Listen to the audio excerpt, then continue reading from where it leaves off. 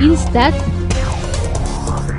vers le recensement général de la population et de l'habitation. Le processus est en marche pour le recensement général de la population et de l'habitation, ou RGPH. Paul Gérard Ravelmanansou, directeur général de l'INSTAT, nous apporte des précisions.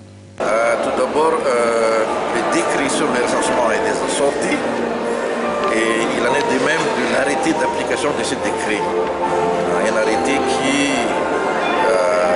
met en place toutes les structures qui doivent donc gérer la mise en œuvre de ce recensement.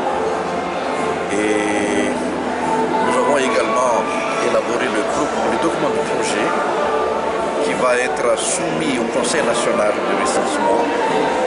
Et c'est le Conseil national donc, qui va décider de la méthodologie que nous allons mettre en œuvre pour la réalisation de cette opération. Pour ce qui est de la méthodologie, il faudra choisir entre deux options. Oui, nous avons donc proposé deux méthodologies. Il y a donc la méthodologie moderne qui utilise les nouvelles technologies de l'information. Et pour cette méthodologie, le coût de recensement sera de 37 millions de dollars.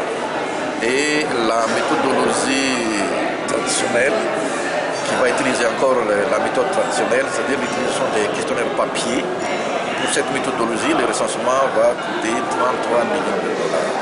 Donc entre les deux méthodologies, il y a une différence de 4 millions de dollars, due essentiellement aux investissements sur les outils et les équipements,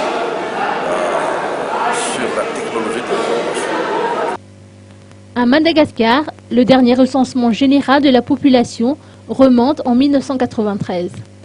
En principe, pourtant, un tel recensement devrait se faire tous les 10 ans pour permettre aux décideurs, tant privés que publics, d'avoir accès à des données statistiques fiables, des données sur lesquelles reposent les prises de décision.